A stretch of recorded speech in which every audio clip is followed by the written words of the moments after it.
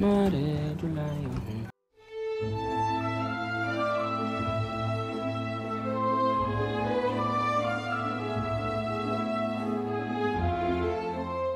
découvert le personnage d'Adiba, le personnage réel d'Adiba, par le roman de Tierno Monet-Nimbo, Le terroriste noir. Je suis arrivé à ce roman parce qu'effectivement, en lisant la 4e de couverture, je me dis tiens, un bouquin sur la résistance, ça m'a l'air original de rentrer dans la résistance avec un tirailleur sénégalais, etc.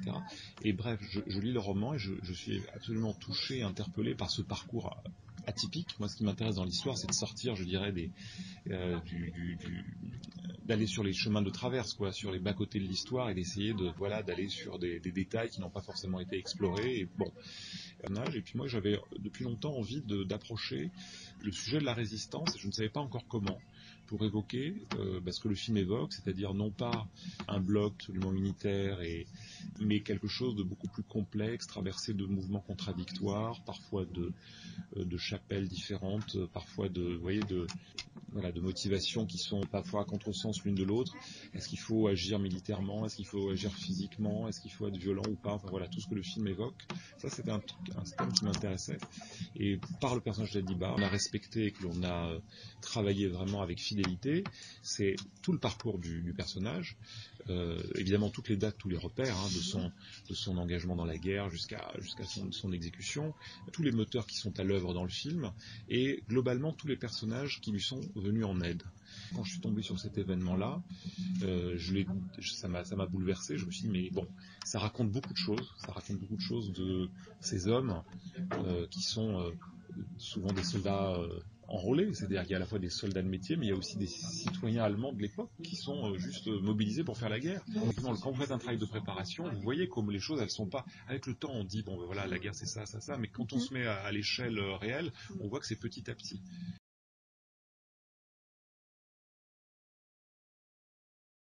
C'est toujours difficile quand on traite une période historique de trouver la juste reconstitution entre une forme de réalisme historique et une singularité nécessaire. C'est-à-dire que moi je me suis dit, voilà, la guerre, la résistance a été filmée, refilmée au cinéma, à la télévision, les gens ont plein de références, et moi j'ai pas envie de refaire la même image que tel film, et j'aimerais trouver dans l'esthétique du film, c'est-à-dire dans sa direction artistique, la lumière, les costumes, les décors, les coiffures, l'originalité, l'identité de ce film-là.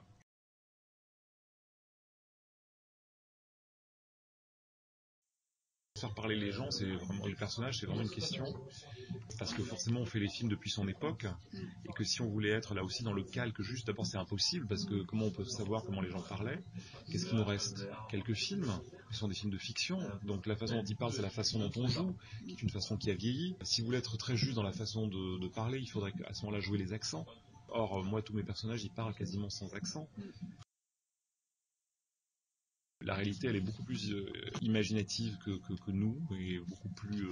Elle offre vraiment beaucoup de possibilités. Donc moi je trouve que surtout sur un film d'histoire, plus on se documente, plus on va être à l'aise ensuite avec la matière pour créer des personnages, pour comprendre une époque qui est complexe, qui est ambivalente, vous voyez. Et moi je voulais que chaque personnage ne soit pas des personnages monolithiques et qu'il y ait des forces contradictoires. Moi j'aime bien aussi laisser un libre arbitre au spectateur, c'est-à-dire lui faire une petite place à côté et qu'il puisse imaginer des parties du récit qui ne sont pas forcément surlignées et imposées comme étant la vérité en disant voilà ce qui se passe, point barre.